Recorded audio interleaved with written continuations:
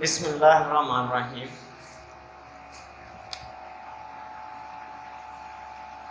Class 9 बेटा और 3 सितंबर 2020 तो हमने चैप्टर नंबर 5 स्टार्ट करना है जिसका नाम है physical states of matter.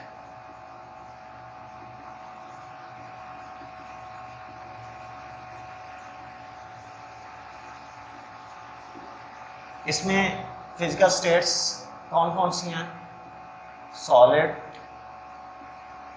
Liquid and gas.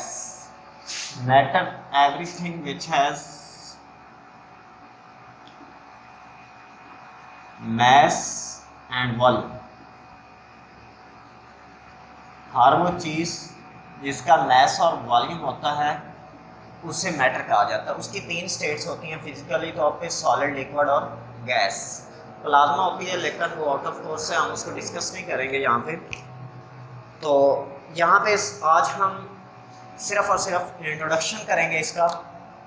जो ओवरऑल चैप्टर का ओवरव्यू अगर देना चाहूँ तो आप इस चैप्टर में पहले सबसे गैसेस के बारे में पढ़ोगे, उसकी कुछ टिपिकल प्रॉपर्टीज़ पढ़ोगे, गैसेस के बारे में मुख्तलिफ कवानीन आप पढ़ोगे।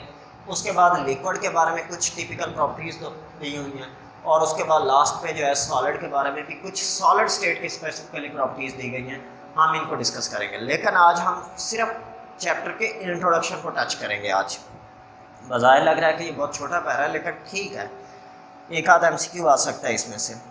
तो सबसे पहले उसने कहा कि मैटर 3 स्टेट्स में एग्जिस्ट करता है, गैस, लिक्विड और सॉलिड में। सिंपलेस्ट फॉर्म इसकी गैसीय स्टेट है। पहला MCQ यहाँ से बन गया कि इसकी जो सिंपलेस्ट फॉर्म है वो कौन सी है? गैस है। सिंपलेस्ट स्टेट ऑफ मैटर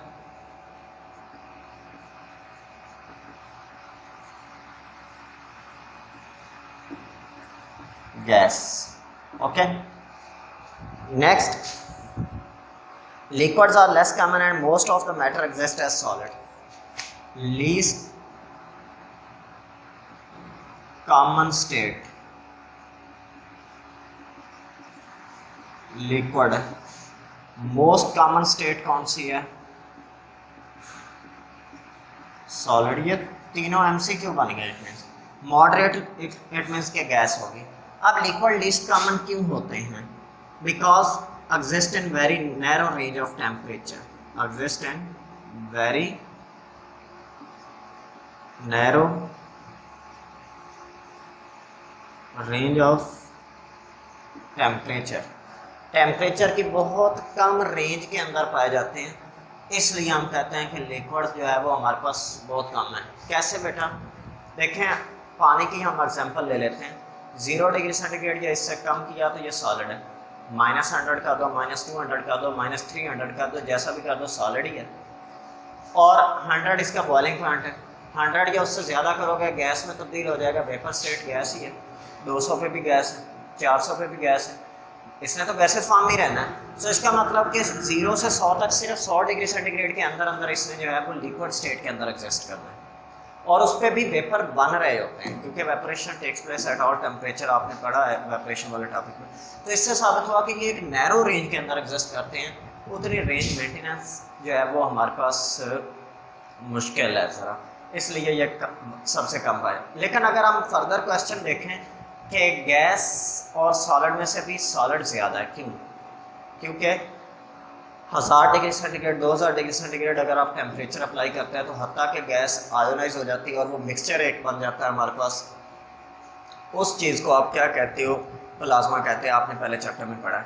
तो इट मीन्स कि वो स्टेट प्लाज्मा के अंदर चले गए। लेकिन सॉलिड जितना मर्जी काम कर दें, रहना सॉलिड, या टूट जाएगा, टूट के ज़र्रे भी सॉलिड के बनेंगे। ठीक हो गया, इसलिए सॉलिड मोस्ट अबंडेंट है। उसके बाद उसने कहा कि मैटर की एक जो गैसीय स्टेट है, इसकी एक प्रॉपर्टी है कि कोई इसकी डेफिनेट शेप और वॉल्यूम नहीं होता, क्योंकि जितना कंटेनर की जैसी शेप और वॉल्यूम होता है वैसी शक्ल ये ढाल लेता है। Gas occupy all the available space. Intermolecular forces इनमें बहुत वीक होती हैं। प्रेशर एक सिग्निफिकेंट प्रॉपर्टी है गैस की। प्रेशर को कैसे डिफाइन किया जाता है? सिग्निफिकेंट प्रॉपर्टी इसकी कौन सी है, यानी कि most commonly most important property है वो प्रेशर होती है गैस की। और प्रेशर को आप डिफाइन करते हो फोर्स ओवर एरिया के, एरिया तो हो गया, लेकिन फोर्स चूंकि टकराने की वजह से होती है, इसके मालिक्यूल रैंडमली मूव कर रहे होते हैं, जब वो एक दूसरे से इस तरह से टकराते हैं तो इसी तरह वो कंटेनर की दीवारों के साथ, जिस बर्तन में यानी कि रखे हुए हैं उसके साथ भी जाकर टकराते हैं। जब उसके साथ जाकर टकराते हैं तो इसका मतलब एक पुलिंग फोर्स उस पर लगा रहे होते हैं, पुशिंग सॉरी। जब उसको पुश करते हैं तो फोर्स एक खास एरिया पे काम करती है, उस फोर्स पर यूनिट एरिया को क्या कह देते हैं, प्रेशर कह देते हैं। उसके बाद the effect of pressure and temperature on volume of gas has been studied quite extensively. Volume के ऊपर क्या इफेक्ट होता है अप्लाइड प्रेशर का, टेम्परेचर का गैस के वॉल्यूम पर, उसको भी डिटेल में बयान किया गया है, जिसमें से 2 लॉ आपकी बुक में भी शामिल किए गए हैं। लिक्विड स्टेट जो है वो कंपैरेटिवली स्ट्रॉन्ग इंटरमोलेकुलर फोर्सेस रखती है, उसके एक मखसूस वॉल्यूम होता है। जैसे आप 1 लीटर कोक लेके आते हैं, वो बोतल के अंदर तो ऊंचाई उसकी ज़्यादा होती है, हाइट ज़्यादा होती है, तो उसकी गुलाई थोड़ा कम होती है, लेकिन उसी को अगर आप जग के अंदर डाल देते हैं तो गुलाई चूँकि बढ़ जाएगी तो हाइट ऑटोमेटिकली कम हो जाएगी, लीटर 1 लीटर ही रहेगा, ठीक है सच। लेकिन शेप उसकी भी स्पेसिफिक नहीं होती। It attains the shape of container in which it is kept, जिसमें ये रखा जाता है उस जैसी शक्ल इख्तियार कर लेता है। लिक्विड्स की प्रॉपर्टी है कि वो वेपोरेट करते हैं और वेपर्स बनाते हैं और वेपर प्रेशर एक्सर्ट करते हैं। जब वेपर सॉरी मैं आपको वेपरेशन एक्सप्लेन एट ऑल टेम्परेचर को तो हमने पढ़ नहीं आता, सॉरी। तो वेपरेशन क्या होता है, किसी लिक्विड का वेपर में तब्दील होने का अमल वेपरेशन कहलाता है।